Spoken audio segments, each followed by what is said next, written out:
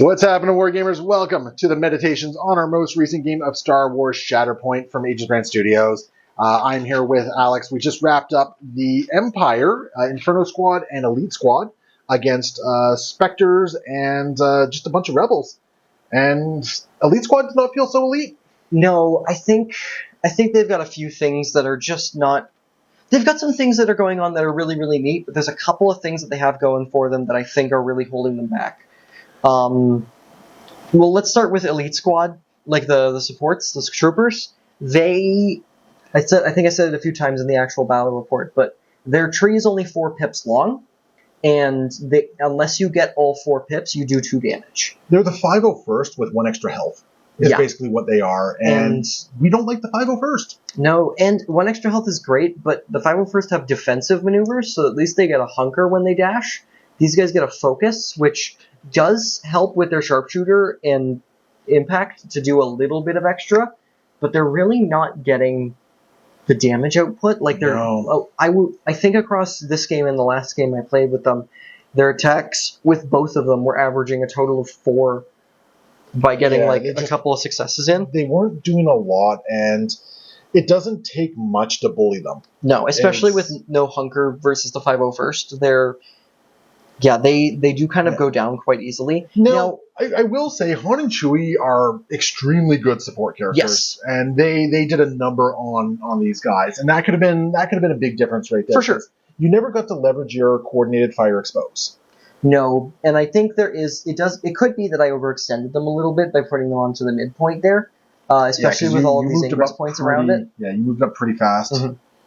Also, I don't think you were expecting Kanan to be over here, and then by the time he activated, he's There's a lot of movement shenanigans at your side of the board that they do kind of seem to fall victim to, but they're just a little behind the curve, especially saying yes, they did go up against Han and Chewie, who are very good supports, but in that support versus support matchup, it's very, very one-sided. I do think that they probably would Sabotage Showdown a little bit more than Never Tell Me the Odds. I think so, too. Because Sabotage, they can hang back on these back points right there. Mm-hmm. They don't have to go as far forward. They're not exposing themselves as much. And as a result, they can kind of hang back and shoot stuff. Yeah. Right?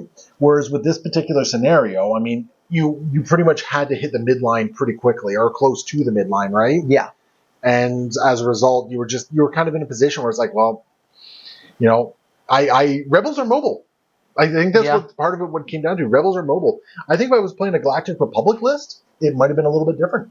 I think so too. I think that maybe it's the choice of struggle for them. There's just a lot of things that aren't going well for the Elite Squads.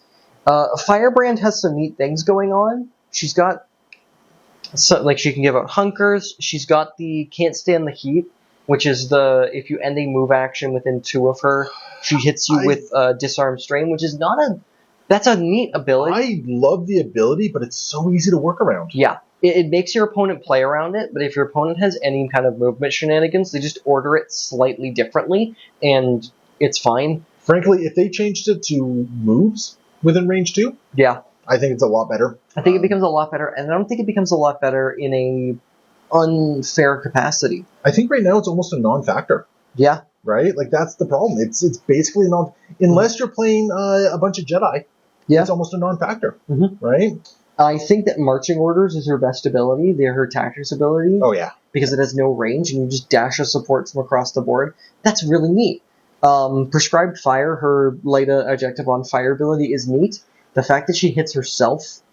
That kind of hurts. That's bad. That's bad. That's really bad. Yeah, you can probably, in some situations, order it in a great way, but if you have a situation where you're ingressing onto a point, you're probably not starting within range of using that ability. Yeah. So... Yeah, Firebrand has some interesting tech, but it's starting to feel a little bit more cute than good. Yeah. We've talked about the Elite Squad Troopers, and I also want to point out, this is your second run with them. This is my second run with them. Last time I probably didn't put them with the best support squad, and this time Inferno Squad may actually be the thing that they run the best with. They could also just hanging out with Stormtrooper Sergeant. Stormtrooper Sergeant wouldn't be bad. But they're just troopers, not Stormtroopers, yeah. They're not Stormtroopers. How do we feel about Crosshair in this? CT-9904. He did only get to go once, so give him the caveat that he only got to do one thing this game. And that one thing was kill Leia. Yeah. Which ain't nothing. I think my biggest concern with him, which is why I did reserve him early on, is he does theoretically have the output to kill a lot of primaries and secondaries, but it like the elite squad, it is kind of on the back end of his tree. Now the back end is 4 and 5 successes, but for a primary, it's actually a very short tree. Yeah, right. I think that he wants you to tee up a primary for him, and I think the trade-off of I have put 2 activations into killing a primary or secondary, and I got 2 force out of it. Not a terrible thing, but he only brings 2 force to the table. I was force-starved this entire You game. were. I actually noticed that quite a bit. Which is weird because Inferno Squadron is not very force-hungry, but you were burning through force quite a bit. You reserved a few times as well, which really I did, hurt. yeah. I think that's what felt the worst about the Elite Squad and kind of the box. I wanted to reserve them more often than I wanted to use them. Yeah, and here's the thing: maybe we are not the most competitive players, so maybe someone has seen. Yes, I would love someone to tell me where I can use my crosshair. This guy's super cool. I kind of feel like my team kind of piloted it itself. Like my guys just did what they needed to do, and there wasn't really a whole lot. I didn't have to put a whole lot of thought into them, which I think really helped me in a big way, right? Like Leia is a beast. Yeah, I absolutely love Leia, charming to the last. I think she's probably one of the coolest primaries in the game right now. You combine that with the fact that Kanan is probably one of the best primaries in the game right now. I think Ezra and Sabine are just excellent additions for sure as well. Winning ties is a big deal. Yeah.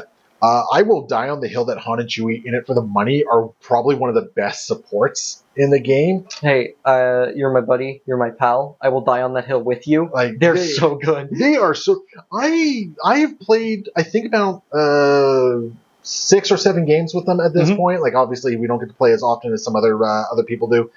They have never disappointed.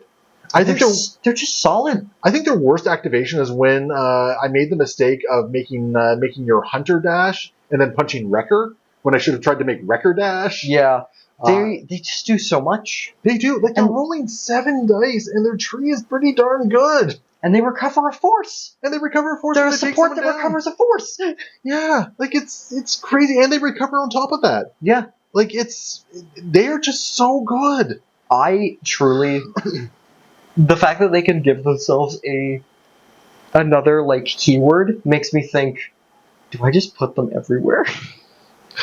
I mean, there might be an argument to it. I haven't had to use that just yet, but like even in this game, like if I needed to make them a rebel commando, I was like, all right, well they're rebels now. If I need to make them a Spectre, okay, well they're Spectre now. Yeah. And it is just very good. But yeah, like the fact that they have that dash from look out, he's loose. They have a reposition after they finish a combat action. They just reposition somewhere for 1 force. Like that's what allowed me to get all the way up here. Yeah, they're crazy mobile. They are honestly really good on attrition. They're solidly tanky. 10 stamina. 10 on a support. Yeah, 10 stamina. I think. Not bad defenses either. Actually, I can't think of another support that has 10. Yeah. The defenses are solid. Yeah. They do a lot. They are just so good. They give you force. They do everything. Like, honestly, there's not, in my opinion, my weakest point in this list is my Rebel Commandos, and people swear by them. So, they're still quite good. I think they have some solid play. I think the issue you ran into is the kind of Inferno Squad Alpha Strike. Yeah, I overextend them all the time, and they get jumped so fast. Although I did get lucky, they kind of survived a couple more attacks than I thought they would this particular round. And part of that was Elite Squad. Yeah. Now, all things considered, I also want to point out, you did throw 4 wounds onto me.